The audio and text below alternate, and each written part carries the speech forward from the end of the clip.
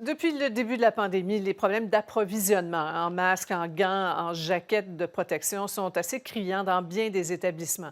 Une partie du problème pourrait être réglée pour un certain temps.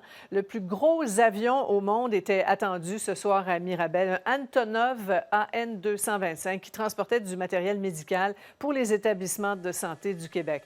Alors Andy, on peut dire que l'événement a attiré des centaines de curieux là, aux abords de l'aéroport.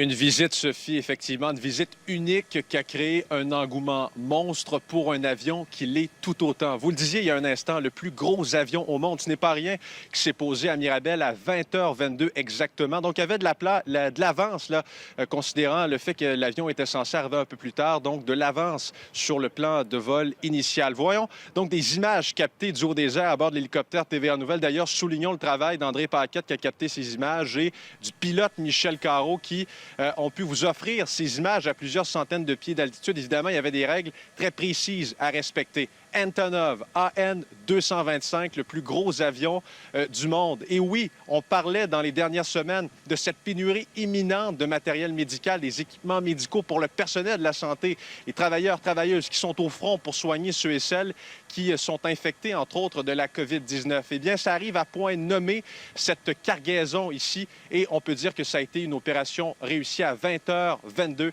L'avion s'est posé ici à Mirabel. Et ça a attiré, oui, des centaines et des centaines de curieux. Pour vous donner une idée, ici à Mirabel, couronne nord de Montréal, on est tout près de l'autoroute 15, tout près de l'autoroute 50. On a vu, lorsqu'on s'en venait, on a pris une petite navette tout à l'heure avec mon caméraman Étienne. Notez qu'on devait respecter, évidemment, des règles de distanciation sociale, vu les circonstances exceptionnelles que l'on connaît. On a vu des gens stationner leurs véhicules aux abords de l'autoroute, aux abords également de la piste pour observer ce spectacle unique et observer cet atterrissage. Des gens curieux. Il faut dire qu'il n'y a pas grand-chose à faire, hein? Pratiquement tout est fermé. Il y a ce plan de réouverture qui a été annoncé cette semaine par le gouvernement Legault. Ça va commencer. On va commencer à retrouver un semblant de vie normale à compter de lundi, le 4 mai. Alors, il n'y a pas grand-chose à faire. C'était l'activité de choix pour un vendredi. J'ai rencontré quelques-uns de ces curieux. On peut entendre. On voit pas vraiment au complet. On voit être un peu caché par un mur, mais c'est juste ça, c'est suffisant. Là. Ouais. L'atterrissage, vous avez vu ça comme sur la route, parce qu'on la suivait sur le portable. Puis on suivait l'avion, puis on a vu qu'elle arrivait de l'autre côté. Nous, on arrive de l'autre bord, fait qu'on a fait le chemin jusqu'ici. De voir un avion de cette taille-là ici, regarde, c'est magique. passionné d'aviation? Passionné d'aviation, puis regarde, c'est des choses qu'on ne reverra pas de sitôt, là. C'est quand même impressionnant, là. C'est la première fois que ça arrive, fait que c'est sûr que ça pique la curiosité, là.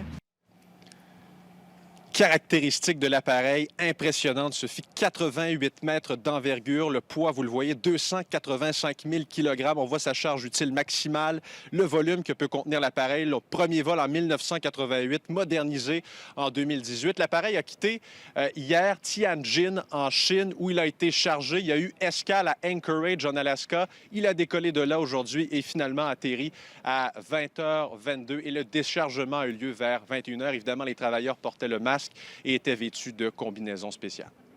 Merci beaucoup, Andy.